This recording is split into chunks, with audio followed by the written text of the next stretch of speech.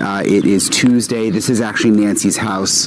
This is the closest I've been able to get to the back side of the house, and I'm going to take you really up close in a second. Some interesting things that you can't see from the drone that you can only really see from back here. Day 59, Tuesday morning. Brian Entin stood at the back of Nancy Guthrie's property in Tucson, Arizona. This was the closest he had been able to get to the rear of the house since this investigation began. He was not filming from a drone hovering overhead. He was on foot, standing in the desert brush just beyond the property line, close enough to count the doors, close enough to read the structure of the home, where an 84-year-old woman vanished without a trace nearly 2 months earlier. He had a retired Pima County homicide detective standing beside him. And what that detective told him that morning about something he had observed weeks earlier in drone footage that thousands of people had watched is something nobody else in the public conversation had named until that moment. What he saw raises a question about what investigators were actually doing at that property, a question that still has no public answer.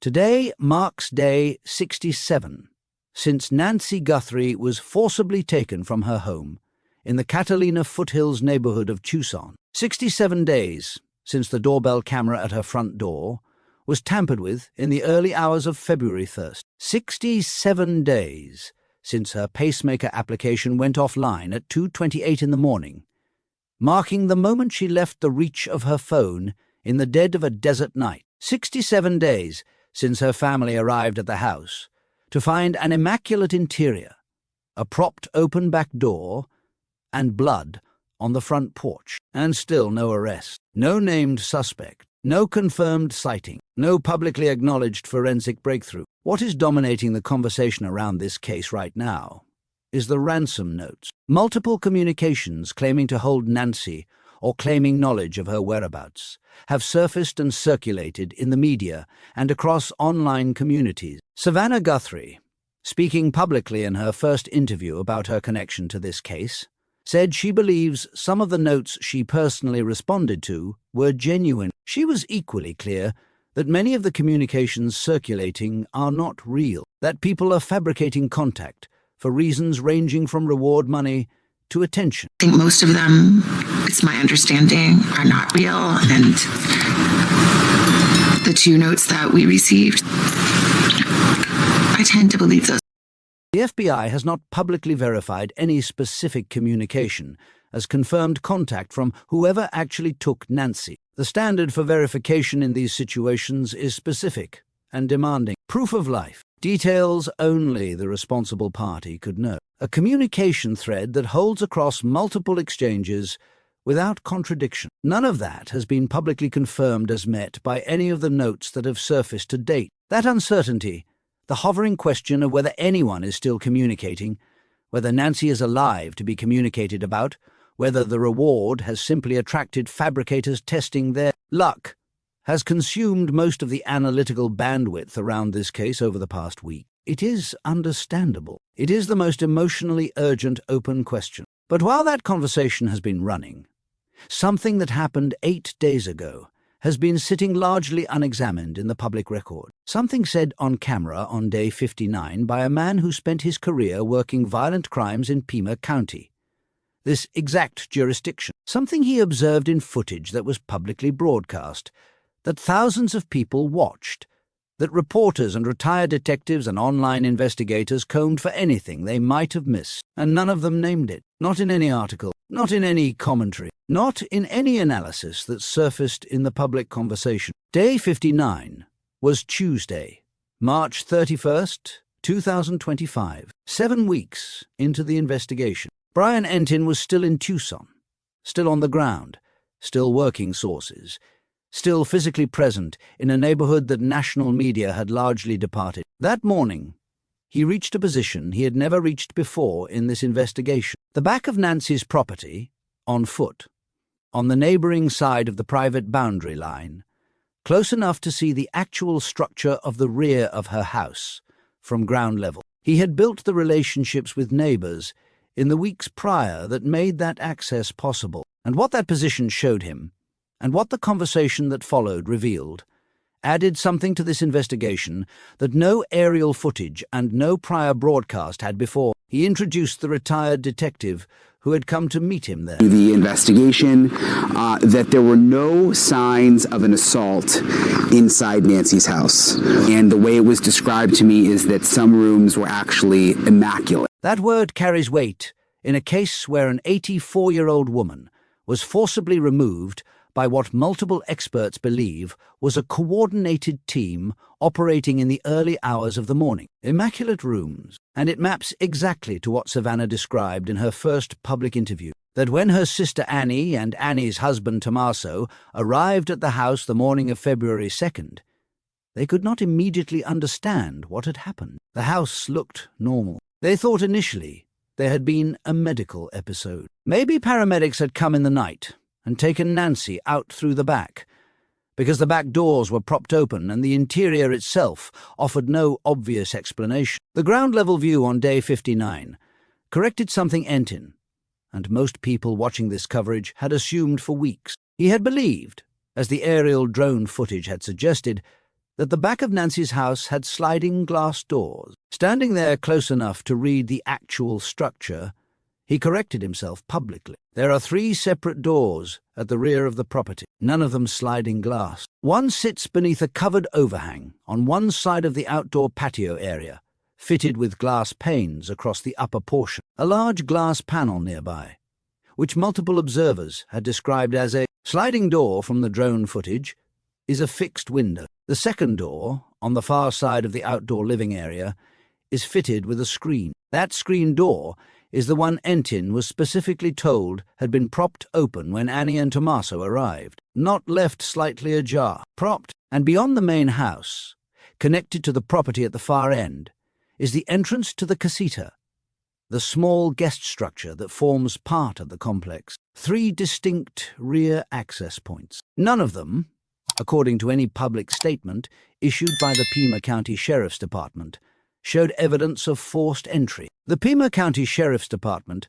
has not publicly stated that forced entry occurred anywhere on this property, not the main house, not the casita. That absence is worth examining, because it narrows the access question to one of 2 possibilities. Either the perpetrators exploited a vulnerability Nancy herself had left open, or they had already identified and created a point of entry during the reconnaissance that preceded February 1st. That reconnaissance appears in the investigative record. January 11th has been established as a date of interest, a point weeks before the abduction when someone may have been at or near the property. Investigators were specifically reviewing camera footage from neighbors across multiple dates in January, and one neighbor told Entin something the coverage has moved past too quickly. Their dog woke at approximately 1 in the morning on the night Nancy disappeared, looked toward her house, and behaved in a way the neighbor said it never normally does at that hour. It is not forensic evidence, but 1 in the morning aligns with the documented sequence. Doorbell camera disconnecting at 1:47. Motion detection activating at 2:12. Pacemaker app going offline at 2:28. If someone was already moving around that property more than 40 minutes before the first device event triggered, a dog fixed on that direction in the middle of the night is a thread that has not been fully pulled. The terrain behind the house, seen clearly for the first time from ground level, makes the question of prior reconnaissance feel less theoretical. Beyond the fence line, it is dense desert, scrub, low brush, cactus with thorns on everything, small animal burrows in the dirt, no street lights. And in the detective's words, at night with a partial or absent moon, absolute darkness. You could walk through it if you had been back there before, if you had mapped it, learned where the footing held and where it did not, memorized where the fence gates were relative to the pool and the doors. If you had not been there before, moving through that terrain at speed in the dark while managing anything or anyone would be extremely difficult. The absence of any reported evidence of activity in that desert scrub is itself a data point about where the perpetrators moved. It suggests they came and went by routes they already knew. Entin introduced the man he had brought with him that morning. Kurt Dabb, retired detective from the Pima County Sheriff's Office, where he spent decades working violent crime investigation in this exact county, not commenting from a television studio on a case he read about, not offering analysis from a distance. The same department, the same jurisdiction, the same terrain. He had built his career on cases like this one in this community. And when he talks about how this department processes a crime scene, or how a homicide investigation unfolds in Pima County, he is speaking from professional familiarity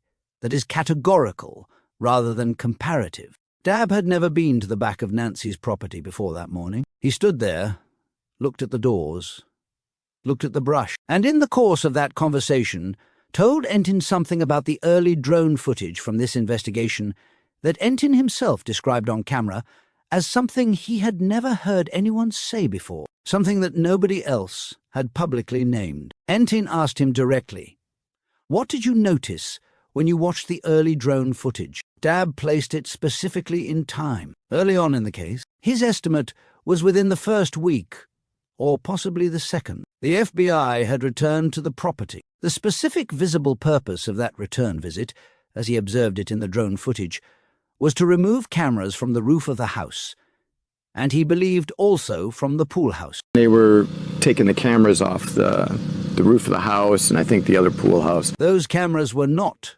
original fixtures. Entin had noted earlier, in the Day 59 broadcast, that they appeared to be new installations put up after Nancy disappeared, visible in the drone footage from the early weeks of the investigation. The FBI's return to take them down suggested they had served whatever monitoring purpose they were placed for. And while that removal was happening, while investigators were working around the exterior of the property, Dab saw the forensic team doing something else that he recognized immediately from his career. He saw what appeared to him to be perspective shots being taken. The technique has a precise meaning in law enforcement, and Dab explained it with the specificity of someone who has seen it deployed in practice throughout a career. A perspective shot is not a general photograph of a crime scene. It is not an overhead view, not an establishing wide shot, not a photograph taken from wherever a photographer found a useful angle. A perspective shot is a photograph taken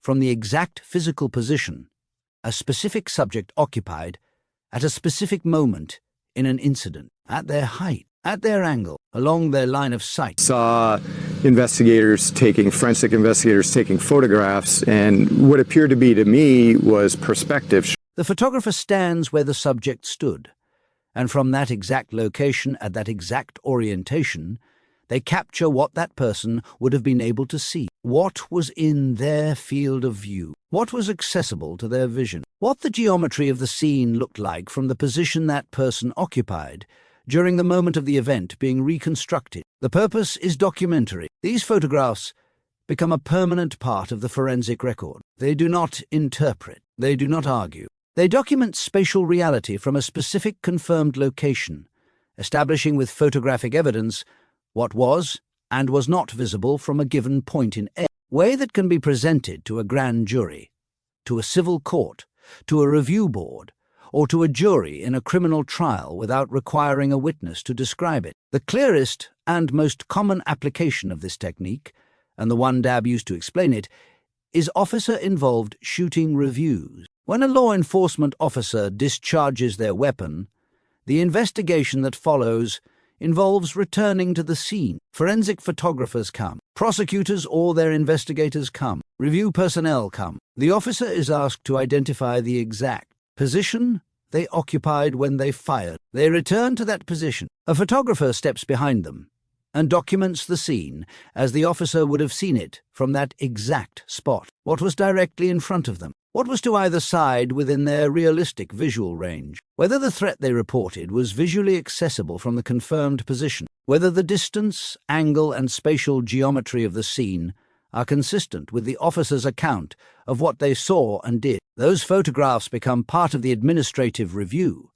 part of any grand jury presentation, part of the civil litigation record if one follows, and in cases where criminal charges are brought, part of the trial record. They are not open to argument about whether the photographer interpreted the scene correctly. They document what is physically there from a documented position. The application extends into violent assault investigations. When two parties give contradictory accounts of where they were standing during a confrontation, a victim saying the attacker came from one direction, the subject claiming they were positioned somewhere else. Investigators place people at the reported positions and photograph the sightlines. What was visible from the claimed location? Was the reported position consistent with the physical evidence at the scene? Or did the trajectory of an injury, the placement of blood, or a footwear impression in a surface suggest the person was somewhere else? In stabbing cases involving questions of approach, of whether a victim had the spatial opportunity to see an assailant coming,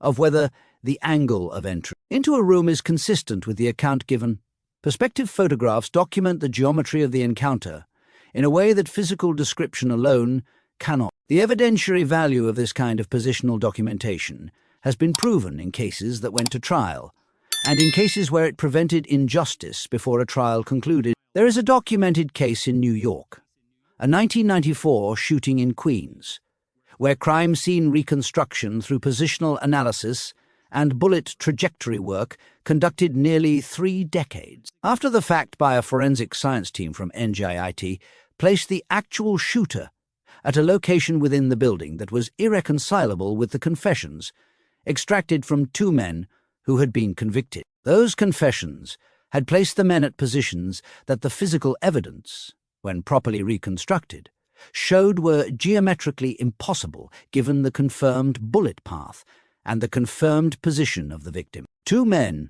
who had spent a combined 37 years in prison had their convictions vacated, not because new witnesses came forward, not because new physical evidence was collected from the scene, because investigators stood in documented positions with documented sightlines and photographed spatial reality, and that spatial reality contradicted the story that had put those men in prison. The photographs did not lie. The original investigation did. What makes perspective shots possible, and what makes them meaningful rather than arbitrary, is that they cannot be taken from a general area. There is no approximation. The technique requires investigators to know that a specific person was at a specific position at a specific moment, and to document what that person would have seen from that exact spot. That is what Kurt Dabb observed happening in the early drone footage at Nancy Guthrie's property. Forensic investigators taking photographs that appeared to him to be perspective shots. And that observation,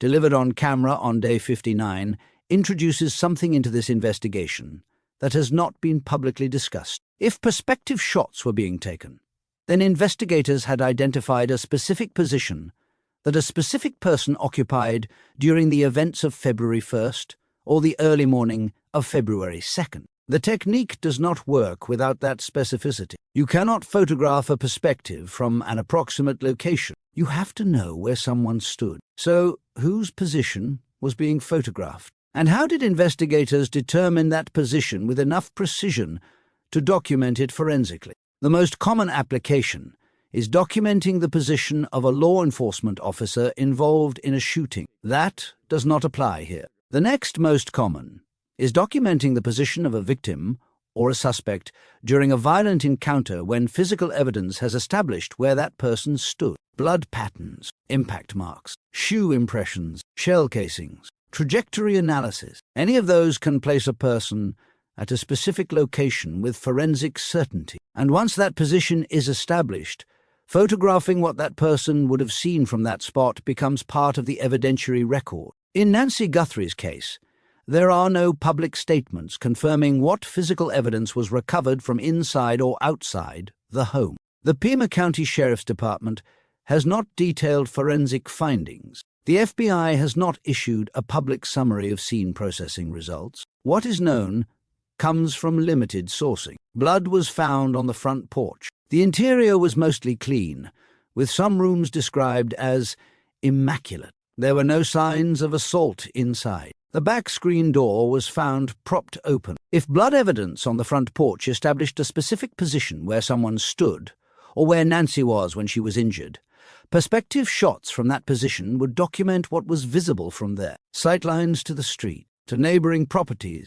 to security cameras, to the front door, to the interior of the house, if the door was open. If physical evidence inside the home, evidence not publicly described, placed a perpetrator at a specific location, photographing from that position would document their tactical view, what they could see, what they could not see, what was accessible to them, what warnings they would have had of approach or observation. If evidence at the rear of the property, near the propped screen door or the other access points, established where someone stood during entry or exit, those perspectives become part of the spatial reconstruction. But perspective shots require precision. They require forensic certainty about position. They are not speculative. They are not taken from a theory about where someone might have been. They document where evidence proves someone was. And that means investigators working this case, in the first or second week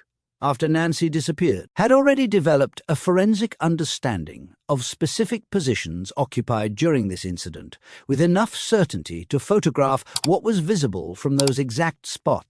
That level of scene reconstruction, that degree of positional certainty, suggests the investigation had progressed further in forensic terms than any public statement has indicated. It suggests physical evidence, established positions. It suggests spatial geometry mattered enough to document it permanently, and it raises the question that has no public answer. Whose position? Where in or around that property? And what did those photographs show? Kurt Dabb observed this activity in drone footage that was publicly broadcast. Thousands of people watched that footage. Reporters analyzed it. Retired investigators combed it. Online communities froze frames and zoomed in looking for anything they might have missed. And until Dabb said it on camera on day 59, nobody had publicly named what he saw. Nobody identified the technique being used. Nobody asked the question it raises. Day 67. Nancy Guthrie has been missing for more than 9 weeks. Her family is responding to ransom communications, with no confirmation from the FBI that any of them are real. Her house sits quiet in the Catalina foothills, the desert scrub behind it as dense and dark at night as it was on February 1st. The cameras the FBI installed in the early days of the investigation have been removed. The forensic team has processed the scene and documented positions with photographs that remain part of an investigative record the public has not seen. The perspective shots Kurt Dabb observed being taken are filed somewhere in the case materials, showing what someone saw from a specific spot at a specific moment in an event that is still not fully explained. No arrest has been made, no suspect has been named, no confirmed sighting has been reported, and the question of whose position was photographed and what those photographs revealed about what happened to Nancy Guthrie remains unanswered in the public record. If this kind of detailed investigative breakdown is what you come here for, do not forget to subscribe to Revealing Untold Crimes and hit that like button. This case is far from over, and there is more to this story that needs to be told. Part 2 is coming, and the details only get more significant from here. There is no forensic value in standing somewhere approximate and photographing outward. The physical evidence has to have already placed a specific person in a specific location with enough precision that standing in that location and documenting the view is a meaningful act. Blood spatter placement establishes where a person was standing when an injury occurred. Footwear impressions in soil or on a surface establish direction of approach and specific placement. Trajectory analysis from an impact establishes the geometry of where a subject stood relative to the point of contact. Camera footage with confirmed angles establishes the position a documented subject occupied within a scene. All of that physical reconstruction has to exist before a photographer can stand in a position and take a shot that belongs in the forensic record. The photograph is the documentation of a position the investigation has already established, not the discovery of a position it is looking for. This is the detail that made what Kurt Dabb observed at Nancy Guthrie's property significant the moment he identified it. He watched it happening in the footage. He knew what it was, and when he processed what he was seeing, forensic investigators working in a manner consistent with positional reconstruction, his immediate reaction, in his own words, was that it was weird, because there was no public information about a shooting. He has never seen this technique applied in a case that did not involve a shooting, a violent assault, or a stabbing. He said that directly when Entin asked him, not in cases that were not officer-involved shootings or violent crime. That is where those things come into play. He was careful not to overstate his conclusion. Usually in homicide investigations where there is a shooting involved, or an assault or a stabbing or something like that, that is where those things would come into play. If understanding what investigators were actually doing at that property in the first 2 weeks matters to you, the way it does to those of us still following every detail of this case, make sure you are subscribed to Revealing Untold Crimes and drop a like on this video so it reaches everyone who needs to see what Kurt Dabb observed in that drone footage. He offered 2 alternative explanations for what might have been documented. One was height calibration. Perhaps the cameras removed from the roof were being used to establish measurement data about the property's geometry from a height perspective. The other was entry point sightline analysis. If someone had come over the wall at a particular location on the property, what would they have been seeing when they arrived on the other side? Both explanations are possible. Neither belongs in a standard missing person search. Height calibration from confirmed positions and entry point visual field analysis are the forensic language of crime scene reconstruction of investigators who have built enough of a theory about how a specific person moved through a specific space that they are committing that theory to the photographic record. There is something that needs to be said here about the man who made this conversation possible, who made it possible through 8 weeks of sustained on-the-ground presence in a neighborhood that the rest of the national media had left. Brian Entin has flown the drone, walked the terrain, built the source relationships, brought the right experts to the right locations, and kept showing up at a property in a quiet residential neighborhood in Tucson, when there was no press conference to attend and no new official statement to react to. It is because he was still there on day 59, still willing to stand in the brush at the back of that house, still creating the space for a conversation with a career Pima County detective, that this observation about the drone footage made it into the public record at all. That kind of work deserves to be acknowledged. Now, what does it mean that investigators were conducting this kind of forensic documentation at Nancy Guthrie's property within the first 2 weeks of the investigation? Kurt Dabb's broader reconstruction of what happened at that house connects directly to the perspective shot observation, because both pieces of information speak to the same underlying structure of what he believes occurred that night. His assessment of the number of people involved runs between 2 and 4. The logistics of what appears to have been accomplished. Removing an 84-year-old woman from a residential property in the early hours of the morning without triggering neighbor responses, without leaving interior trace, without producing any camera footage of Nancy herself being moved, require coordination that a single individual operating alone cannot provide. The backpack carried to a residential property at 2 in the morning is not a burglar supply. Dabb named it for what he believes it was on camera, a kidnapping kit prepared in advance, assembled for a specific purpose related to a specific target. That level of preparation reflects planning conducted well before anyone set foot on that property on the night of February 1st. His reconstruction of the sequence runs as follows. Someone was already inside the property when Nancy returned home from dinner on the evening of January 30th. That person subdued her inside the house, and that is precisely why the interior showed no visible disruption. A controlled takedown by a prepared individual who knows the layout does not produce the scatter and chaos that an unexpected confrontation generates. Everything in that house stayed where it was, because the person who moved through it had planned exactly how to move through it. Then a second person was positioned at the front. Nancy, still ambulatory, was guided toward the front door, and at the threshold, at the front steps, at the moment she could see the street and understand with certainty that this was her last chance, something changed. She resisted, and the blood came from that moment. Dabb's reading of the blood pattern itself is specific, and it matters. The drops fell straight down, no lateral trajectory, no travel across the surface of the step or the ground. No smearing consistent with movement while bleeding. No arterial directionality indicating force from a distance. The drops fell straight down, directly beneath where the person was standing. That is the physical signature of a head wound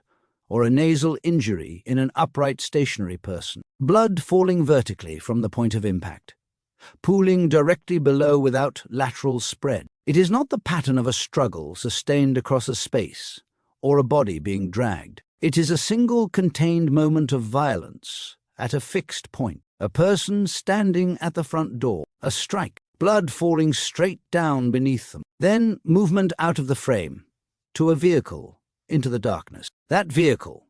There was no car visible in the driveway or immediately at the property in any of the footage reviewed, which means whoever drove Nancy away from that address had a vehicle positioned elsewhere, down the street, around a corner, close enough to move fast once she was outside the fence line, but far enough to stay out of any nearby camera's reach. If there was a waiting vehicle operated by a third participant, the minimum configuration becomes 2 people at or inside the house, and 1 person behind the wheel of a car staged down the street. Dabb described that configuration as the one most consistent with the logistics of what appears to have been accomplished. 3 individuals working a coordinated extraction in a residential neighborhood in the early hours of the morning with assigned positions, a prepared route, and a vehicle already in place, now placed the perspective shots inside that reconstruction. Investigators standing in specific positions at that property, photographing specific sightlines, means they identified from physical evidence where someone stood during the violence that produced the blood at that threshold. Whether it was the position of the masked figure documented on the doorbell camera, reconstructed from the confirmed angle and supported by the blood spatter placement, whether it was a position mapped to the person Dabb believes was inside, someone who moved through the interior and guided Nancy toward the front without leaving interior trace, whether it was an entry point at the back of the property, the screen door and its line of sight toward the interior, with investigators documenting what a person approaching from that direction would have been seeing as they came in. All of those are possible. All of them require that investigators had developed enough of a physical reconstruction to stand somewhere specific. None of them belong to a protocol designed for a missing person search. The early investigative failures are part of this picture because they define the gap between what the scene could have preserved and what was actually documented before it degraded. The insider who spoke to Entin confirmed that the team assigned to the initial response was not composed of experienced homicide detectives. The supervisor overseeing those critical hours had, according to that source, never previously investigated a homicide before being placed in charge of the homicide unit. Former Pima County Sheriff Dr. Richard Carmona, who also served as United States Surgeon General, appeared on Entin's program and said publicly that Sheriff Nanos made a scene release decision that should have been the lead detective's call. Carmona's characterization was direct. The scene was corrupted by that premature release. Retired FBI agent Steve Moore said that had the Bureau been present from the first hour, investigators would have pulled tiles from the front step for high-velocity blood spatter analysis, a process that recovers positional and directional data embedded in the surface beneath visible pooling. Data that cannot be recovered once the surface has been walked on. That analysis did not happen. And yet the FBI came back within the first week, or possibly the second, as Dabb observed in the footage. They were there, removing cameras from the roof. And while they were there, forensic photographers were working the property in a manner consistent with positional reconstruction, standing in specific spots, documenting specific views at a property where officially no shooting had been reported, no stabbing, no documented assault scene, a missing person, and a forensic protocol that belongs to violent crime reconstruction. Dabb also raised the investigative tools that have likely been deployed at a scale the public communications have not reflected. He mentioned geofencing, the technique of placing a theoretical boundary around a geographic area and identifying every cell phone signal active within that perimeter during a specified window. That capability,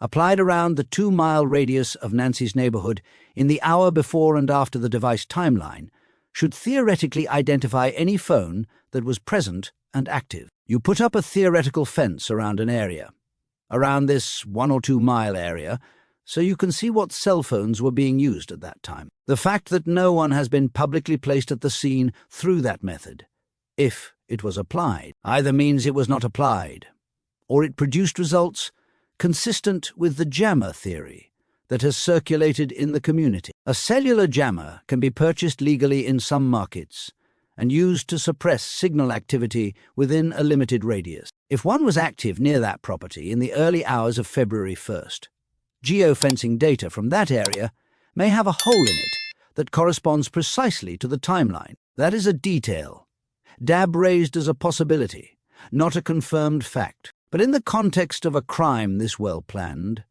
the possibility is not trivial. 67 days later, no arrest, no named suspect, thousands of tips reviewed by the FBI, a combined reward of over $1 million that nobody has claimed. Dab addressed the silence around the reward directly. He raised the possibility that the person who organized this operation understood from the beginning that participants represent the primary risk. Someone capable of planning and executing a crime at this level and sustaining operational security for over 2 months might be capable of deciding that the people who could talk are the people who should no longer be available to do so. He said he has seen that logic play out in homicide cases before. The first person arrested is typically the first one to provide information, and everyone still free knows it. Whether that mechanism is part of what explains the silence here, whether participants are unable to come forward rather than unwilling, is not something anyone outside the investigative file can answer. What Dab's assessment has evolved toward, and what he said on day 59, is that this operation was either the product of real professional training and planning or of extraordinary luck. And his current position is that it is likely a combination of both. He walked back somewhat an early assessment that the visible behavior of the masked figure at the door, the fumbling with the backpack, the awkward movements, indicated amateurism. They were either really pros or really lucky. So far. And I think it is a mixture of the two right now. 2 months later, with the investigation unsolved, his view is that the successful execution and continued silence suggest a level of capability that the visible clumsiness at the door does not fully represent. Someone who is genuinely incompetent does not maintain this kind of operational security for this long. Something about this operation reflects experience and preparation, even where the visible behavior suggested the opposite. What can be confirmed, what Dab's observation on day 59 adds to the documented picture of this investigation, is that within the first 2 weeks, investigators were not running a missing person protocol at this property. They were running a violent crime reconstruction. They were standing in specific positions identified from physical evidence, and photographing the world from where specific people stood during specific moments of this crime. That visual record exists. It is in the investigative file. What a person standing at the confirmed position of the blood at the front threshold could have seen. What the entry points look like from inside them. What the geometry of this property reveals about how someone moved through it in the early hours of February 1st. All of it documented, none of it public. The ransom note conversation will continue for as long as the authenticity question remains unresolved. That is understandable. But the physical evidence picture that perspective shots represent, built in the first 2 weeks before the public conversation even understood what it was looking at, is a different kind of record. It is the record of what investigators actually reconstructed about this crime, as opposed to what they have chosen to share. What do you think the perspective shots were documenting? The position of the person at the front door, an entry point at the back, or something deeper in the property that the physical evidence was precise enough to place? Drop your analysis below. And if Brian Entin's sustained presence in Tucson, the fact that he was still standing at the back of that house 8 weeks in when nobody else was, has meant something to you the way it has to us, drop a thank you, Brian, in the comments. That kind of work is rare, and it deserves to be said out loud. Meanwhile, subscribe to Revealing Untold Crimes if you have not done so already, and hit that like button to stay updated. Because in a case where the official briefings have been this carefully managed, the details that surface publicly tend to arrive without warning and change the picture entirely.